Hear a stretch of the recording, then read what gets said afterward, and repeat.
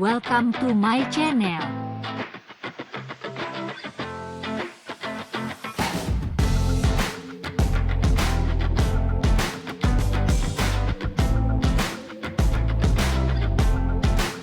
Assalamualaikum.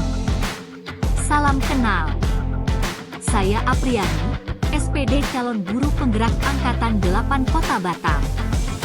Dengan fasilitator Bapak Larno, SPD. Dan pengajar praktik Ibu Mujabatun, SPD. Aksi nyata. Menyebarkan pemahaman. Dan penerapan pengalaman. Budaya positif. Konsep inti budaya positif yaitu perubahan paradigma belajar, disiplin positif, nilai-nilai kebajikan, kebutuhan dasar manusia, motivasi perilaku manusia, keyakinan kelas, dan segitiga restitusi. Pembelajaran dengan paradigma baru merupakan pembelajaran yang dirancang berdasarkan prinsip pembelajaran berdiferensiasi, sehingga peserta didik belajar sesuai kebutuhannya, berdasarkan tahap perkembangan sesuai teori psikologi modern untuk mewujudkan profil pelajar Pancasila. Miskonsepsi tentang teori kontrol. Ilusi bahwa guru mengontrol murid. Ilusi bahwa kritik dan membuat rasa bersalah dapat menguatkan karakter. Ilusi bahwa orang dewasa berhak memaksa. Ilusi bahwa semua penguatan positif, efektif, dan bermanfaat.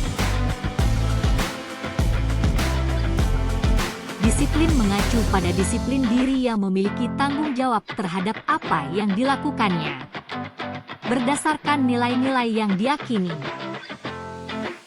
Tujuan kita sebagai pendidik adalah menciptakan murid yang memiliki disiplin diri sehingga perilaku mereka mengacu pada nilai-nilai kebajikan universal dan memiliki motivasi intrinsik dalam perubahan perilaku yang lebih baik. Dan inilah aksi nyata. Modul 1, 4 tentang budaya positif yang telah saya lakukan.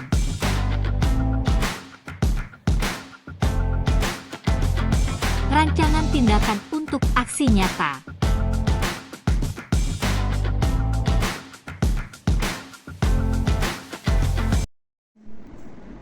Assalamualaikum warahmatullahi wabarakatuh. Waalaikumsalam warahmatullahi wabarakatuh. Alhamdulillahirabbil alamin. Assalatu wassalamu ala asrofil anbiya'i wal mursalin wa ala alihi washabihi ajmain. Rabbi ishrah li sadri wa yassir li amri wahlul 'uqdatam min lisani yafqahu qawli. Oke bunda-bunda, hari berdiri semua kita mau ice breaking dulu supaya tidak banyak. Oke. Hari ini kita mau bersenang-senang dulu ya. Ikuti ya. Lagunya udah biasa kita dengar dan kita bisa lakukan bersama-sama. Tangannya ke atas. Tangan ke atas menggapai bintang, tangan ke samping burung yang terbang, tangan ke depan ikan berenang, duduk yang rapi, kita berdoa. Kita mau duduk. Belum lah, kita nyanyi lagi ya. Ya, panas, belum panas, belum panas, belum panas. Ini lagu apa?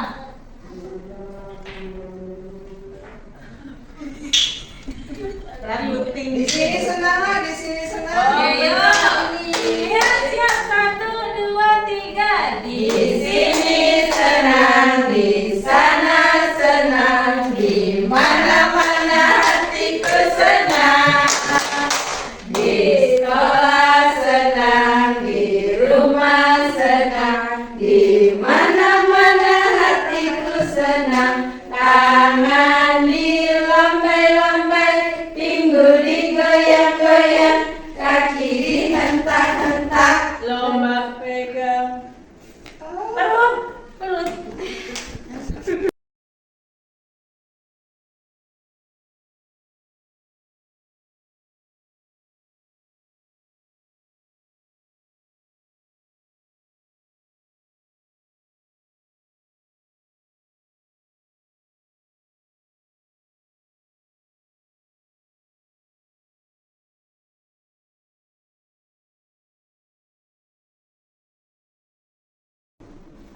alhamdulillah bunda-bunda kita semua dalam keadaan sehat walafiat bisa berkumpul bersama untuk membahas tentang budaya positif di sekolah kita ya bunda-bunda ya.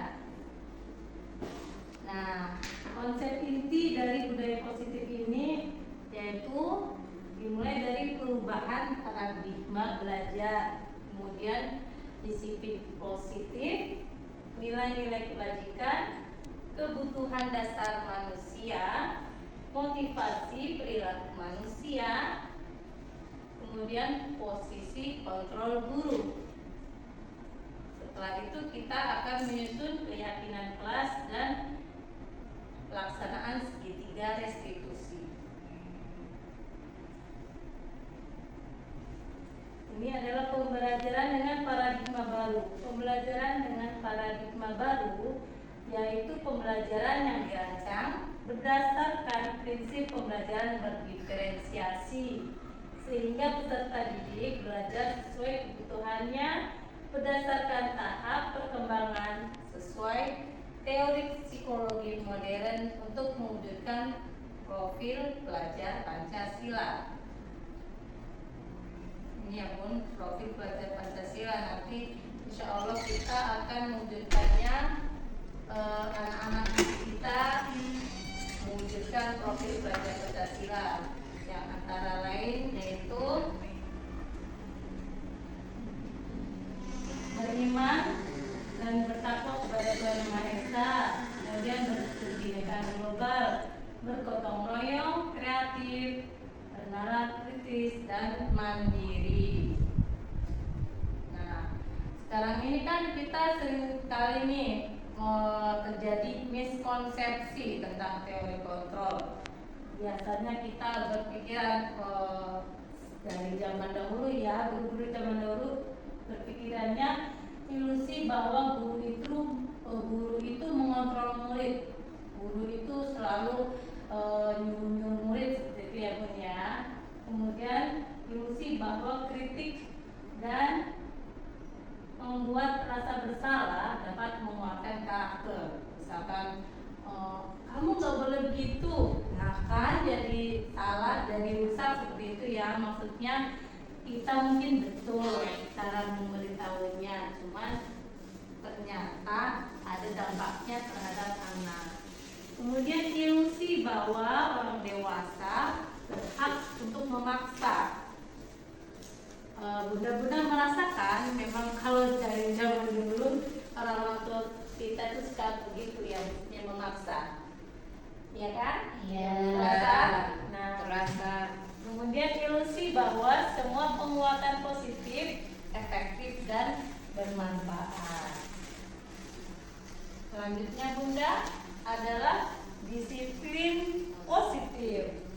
Disiplin positif ini mengacu pada diri yang memiliki tanggung jawab terhadap apa yang dilakukannya berdasarkan nilai-nilai yang diyakini. Dan disiplin positif ini merupakan salah satu cara untuk penerapan disiplin yang bertujuan untuk menumbuhkan kesadaran serta memberdayakan peserta didik tanpa imbalan penghargaan, ancaman atau hukuman.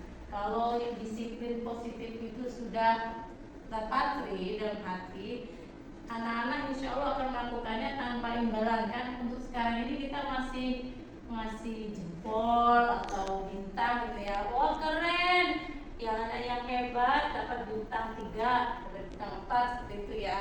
Tapi kalau udah disiplinnya sudah tertanam benar-benar dalam hati, insya Allah anak-anak nggak perlu kita kasih reward pun dia tetap melaksanakannya seperti itu ya Bunda. Oke, ini Bu. Nah ini dia posisi kontrol guru yang saat ini kita belum upas ya. Sebenarnya posisi kontrol guru itu ada banyak. Ada yang sebagai penghukum, sebagai teman, sebagai pembuat rasa bersalah, pemantau dan manajer. Sebagai penghukum itu yang seperti apa Bunda? Nah, biasanya guru yang penghukum itu yang kalau dalam tanda kutip kita katakan dulu kayak killer gitu ya. Pokoknya anak salah sedikit hukum. Seperti contohnya kalau di SD, SMP, SMA, kalau di TK insya Allah nggak ada ya. SD misalkan kan wajib pakai sepatu hitam. Misalkan ada nih datang anak dia tidak memakai sepatu hitam, langsung si guru bilang kamu pulang atau tidak boleh ikut pelajaran, berdiri di kelas, atau boleh ikut di pelajaran tapi tidak usah memakai sepatu atau telanjang kaki seperti itu. Intinya masih ada sekarang ini bunda-bunda masih. Oh ya Kayak Allah, pakai semoga ikat pinggang. terpinggang juga masih ada ya. Ya, sebenarnya kan kita bisa memberitahu anak agar menjadi penghukum ya Bu. Kemudian sebagai teman, kalau sebagai teman ini agak lebih sedikit lunak, cuman masih agak harus diperbaiki. Bahasa teman ini kan kita merangkul ya, seperti teman biasa ngobrol-ngobrol seperti itu. Oke, selanjutnya pembuat rasa bersalah. Ini kadang-kadang kita juga pasti pernah melakukannya kan Bun. Misalkan anak-anak nggak mau diam atau nggak mau dengerin kita bersedih lah. Begitu kan anak-anak jadi merasa bersalah dan akhirnya mau mengikuti aturan. Itu salah satunya. Kemudian satu lagi pemantau. Pemantau itu guru sebagai pemantau memperhatikan semua anak-anak. Kemudian setelah itu memanggil anak dan menjelaskan kesalahannya. Kalau sebagai manajer itu yang paling bagus, paling tinggi ininya. Dia setelah menjadi pemantau, menjelaskan tentang kesalahan anak, kemudian menanyakan anak-anak itu kesalahannya yang dibuat itu apa, ada hubungannya enggak dengan orang lain seperti itu. Kemudian memberi kesempatan anak untuk memperbaikinya atau mencari solusinya. Nah ini dia apa itu? Tiga restitusi itu namanya adalah langkah-langkah yang kita lakukan untuk dalam ketika kita melihat anak yang bersalah yang menghukumnya tidak sebagai penghukum. Misalkan ini kan sebagai manajer kita sudah harus bisa melakukan segitiga restitusi. Yang pertama adalah langkahnya adalah validasi tindakan yang salah. Kita pelan-pelan bertanya. Kamu tentu punya alasan kenapa kamu melakukan itu.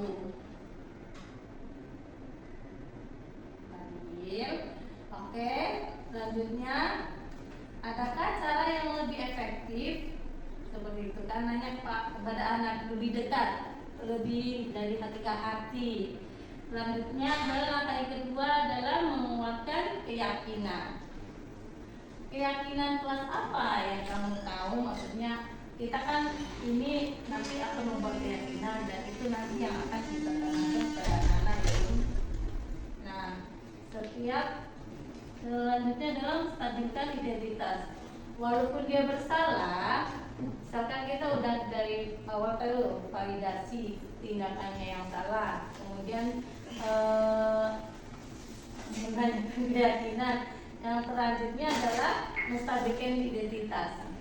Maksudnya di sini adalah kita menstabilkan identitas dia biar nggak merasa bersalah, biar nggak merasa tertekan. Jadi dengan cara pertanyaannya gini, semua orang pasti pernah melakukan kesalahan. Cuma kakak loh, bunda juga pernah seperti itu ya. Maksudnya kita slowkan, dilenakkan nanti. Nah, untuk keyakinan kelas sendiri nanti kita susun ya punya bunda. Ini insya Allah akan bermanfaat untuk sekolah kita. Keyakinan kelas sendiri kita susun pertama itu kan dari peraturan. Peraturannya kalau misalkan zaman dulu kan tidak boleh datang terlambat. Itu adalah Tata tertib kelas. tata tertib. Bahasa peraturan itu adalah satu pihak yang membuat, ya sekolah misalkan, dan semuanya harus mengikuti walaupun dengan terpaksa.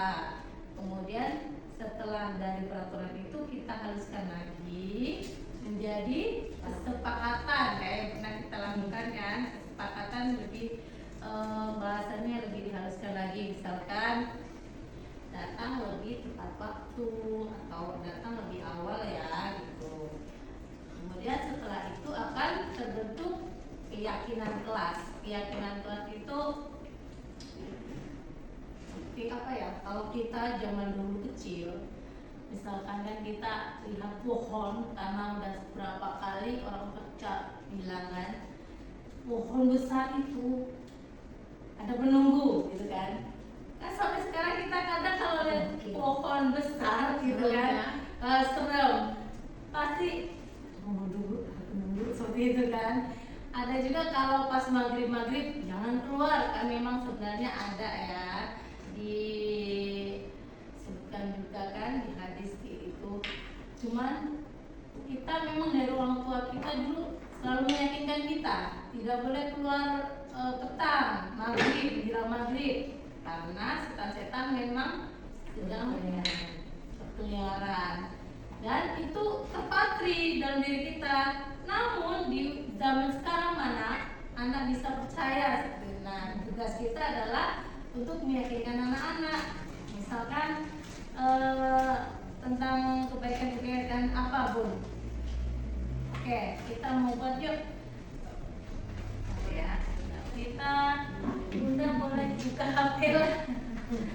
Buka HP. Saya. Oke. Buka HP ya, Bun. Ya. Saya kirim ya linknya. Bunda silakan tuliskan peraturan apa yang akan kita terapkan untuk guru maupun siswa ya. Saya share.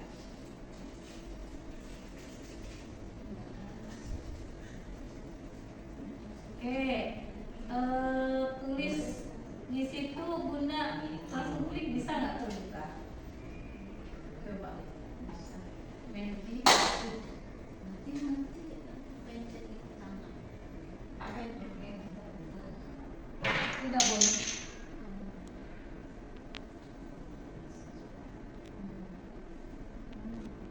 Yang mana Bu? Yang nanti itu. Ya, Bu.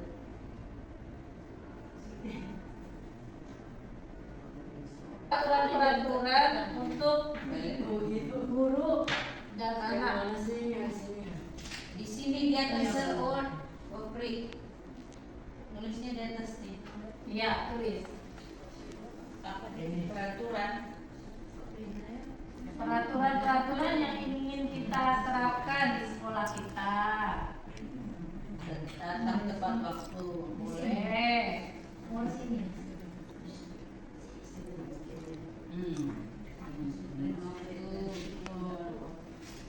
Enggak, ada. Ini enggak dibuka ya, saya.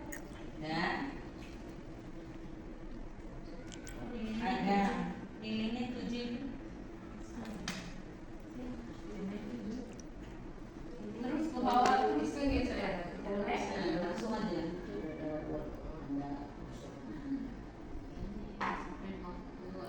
Saya kan datang ke dari dulu. Yang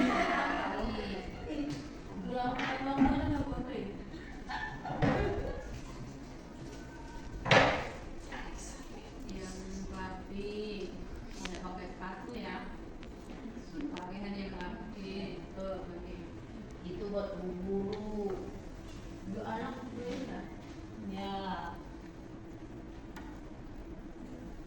Itu 5-5-nya buat diisi. Boleh.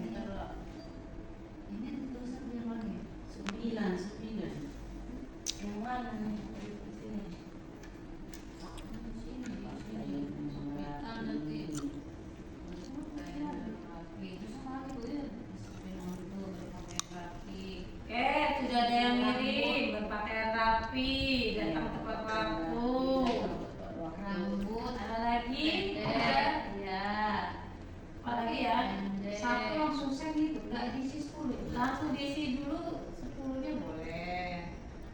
Kalau ini kayaknya Yuk, diisi sapa, dulu. salam. Pendek, salam. Kirinya kemana? Soalnya di bawah senyumnya kiri. Sampai Senyum, sapa lagi. Sapa senyum. satu-satu dari situ. Salam. Senyum. Tadi Ya, tadi itu.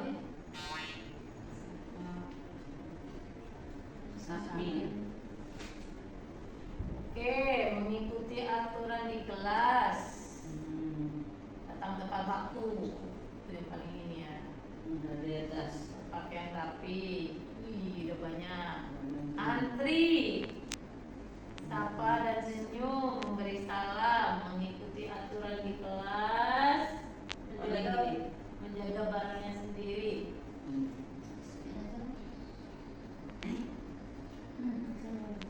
Oke. Ini rambut pendek. Kalau panjang kuncir. itu laki-laki ya. Ya, laki-laki. Oke, berbicara sopan. Oke. Itu datang tepat waktu paling banyak. Paling banyak. Kalau yang paling besar itu berarti itu pilih yang paling banyak. Ya. Oh ini kita pada ruangan nih. Nah, terus menjaga barang sendiri. Oke. Menjaga kebersihan yang gampang tepat waktu. Menjaga kebersihan. Disiplin waktu ya, sama ya, datang tepat waktu. Yang lain dari sana. Ada beberapa. Ada kan? Bermain yang baik. Contohnya apa? Siapa yang isi bermain yang baik?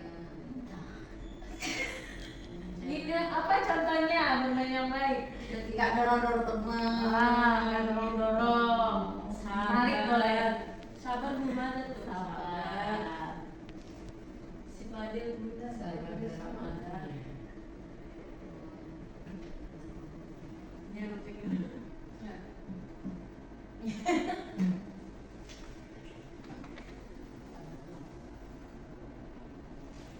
Makin kecil ya, semakin banyak jawabannya makin kecil.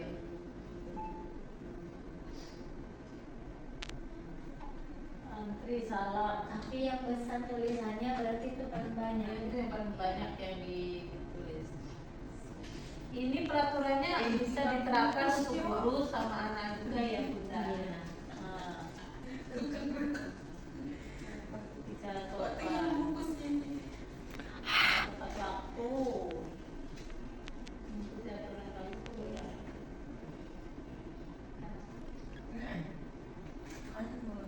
Antri kok mirip antri. Saya ada tulis antri. Berarti mas sendiri atau gimana? Dia bawa sendiri. Tapi agak besar. Oh, berarti adalah kawannya. Tapi kok miring gitu. Punya harus pendek. Gurunya panjang. Nah, banyak kan sebenarnya peraturan-peraturan yang tidak nampak gitu ya. Memang kita laksanakan. Udah semua ya Bu, isi. Udah Tidak main sudah. HP.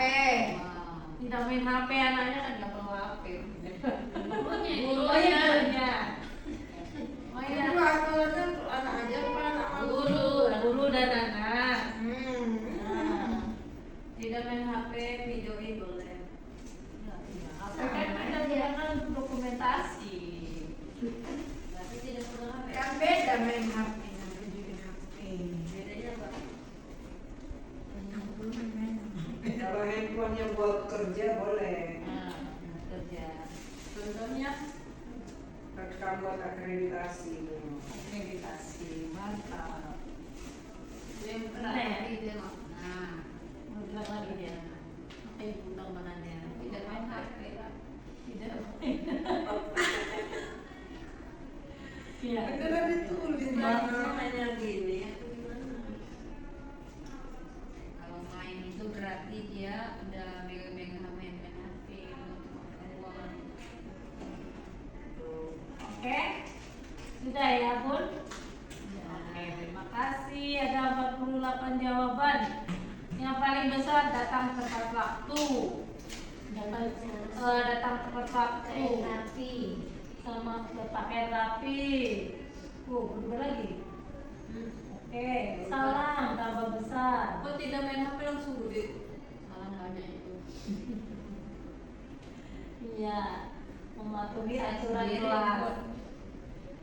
Sekarang saya nanya, kalau misalkan ada anak yang tidak mematuhi aturan kelas, sebaiknya kita bagaimana Bunda? Kalau kita lihat ada posisi kontrol tadi ya, yang 5 ya. Penghukum, teman, pembuat rasa bersalah, pemantau, sama manajer. Kalau misalkan penghukum, gimana nih kalau jadi penghukum? Kenapa dia tadi? Mungkin dibuatnya terakhir gitu kali ya kalau di TK ya. Iya. Kalau sebagai penghukum ya. Di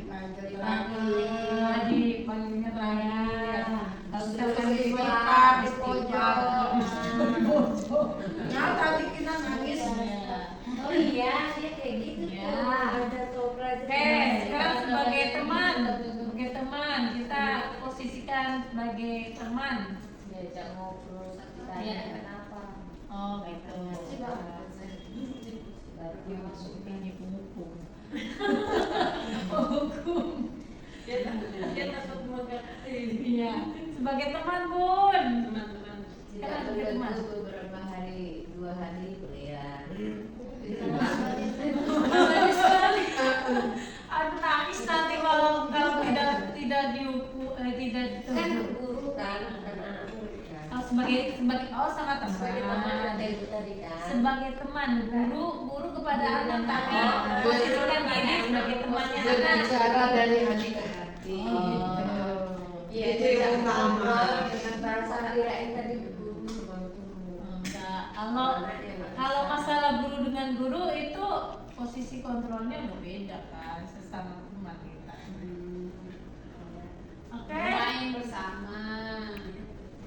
Bermain sama Anaknya itu. sama anaknya. Iya. Ya. Tapi ibu tahu nggak tadi apa? Jadi Anaknya apa tadi? Tidak tidak mengatur aturan kelas. Misalkan nih diajak doa, diajak sholat, dia muter aja seperti Aira itu ya kan. Sekarang sebagai pembuat rasa bersalah, kita posisikan diri sebagai pembuat rasa bersalah. Oh, kayak tadi sama Raka tadi kalau makan tuh. Terus Sama saya. Bunda nangis. Oh. Makannya lagi kemudian. Pakai keripat dia. Tapi gini. Maksudnya bunda ini makan. Iya. Kalau di tingkat SD, SMP, SMA kan bisa diajak ngomong sambil kamu nggak kasihan ya sama ibu, nanti ibu pernah marah loh sama kepala sekolah atau gimana. Kalau jenjang TK kan lebih ke apa ya, kita lebih ekspresinya ya, sedih gitu. itu bagus nggak kira-kira? Itu bagus Sesuai juga. bos. Bagus kan? Kita kondisikan. Iya. Boleh berarti ya. Ya. Soalnya Yang penting mungkin tingkat keberhasilannya tadi boleh Iya. berhasil silakan. Kalau anak-anak usia dini kan lebih ke apa ya, disentuh hatinya, emosionalnya, perasaannya.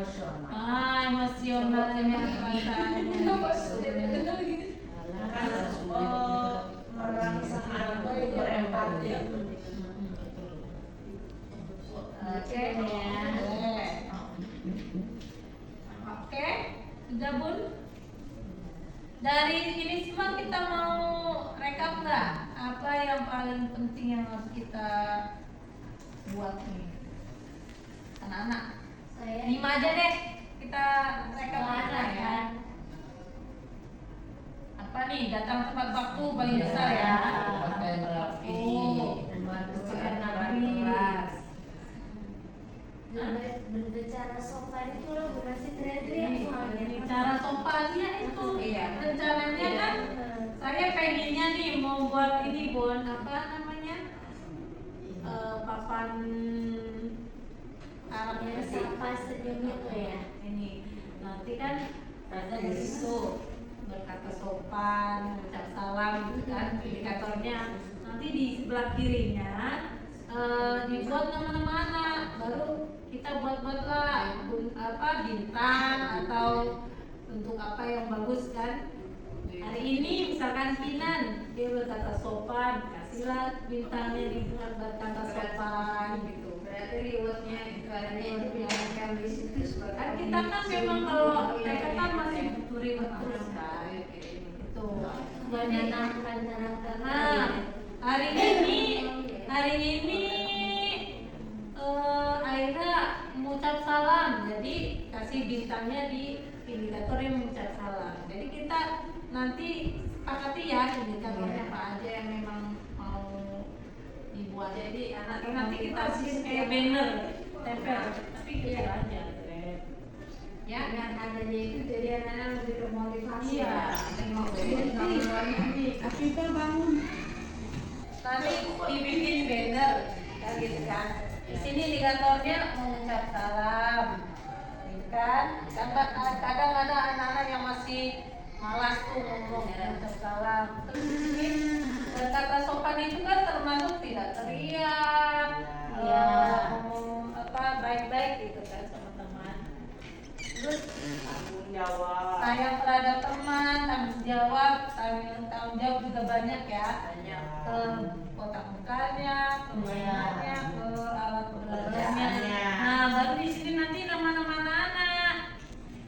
Nah, misalkan pas hari ini dia salam. Semakin banyak bintangnya kan anak semakin senang kan.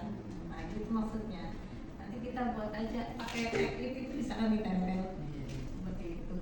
Namanya permanen. Namanya pakai permanen boleh kan, bisa dihapus. Tinggal Nanti bintangnya aja. dicetaknya pakai banner. Dia bilangnya aja pakai tag itu. Gitu, bisa dilepas. Gitu ya. Setuju nggak? Setuju. Yang penting katanya jadi. Nanti udah beberapa nih bukan adanya ini. Iya. Kalau berhasil berarti kan Ya. Ada maksudnya gini, yang mau menerangkan keyakinan itu mau berapa indikator? Ya, kita sepakati dulu nih. Iya, nggak mungkin banyak Kalau terlalu banyak, kasihan juga. Kalau nggak tercapai kan. kalau menurut saya karakter dulu yang tadi. Ya. Yang Iya. dulu kayak. Ya enggak, kalau akademik kita nggak usah ini dulu. Yang karakter tadi, katanya apa-apa aja nih, kayak misalkan saya keluarkan dulu ya. Salam. Muatan lokal, Datang lokalnya terus di sini ya. Iya, salam memberi salam. Pertama datang lokal dulu. Satu. Datang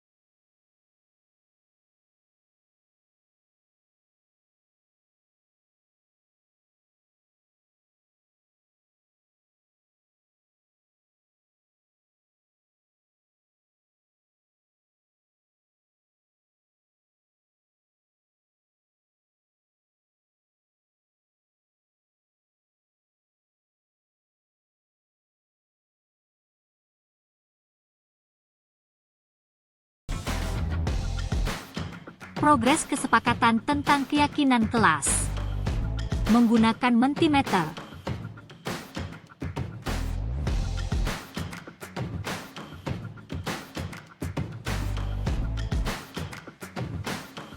Hasil kesepakatan keyakinan kelas. Disiplin. Senyum dan salam. Sabar. Sopan. Tanggung jawab.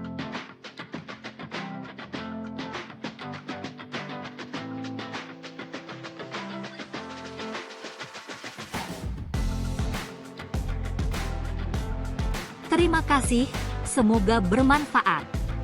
Assalamualaikum.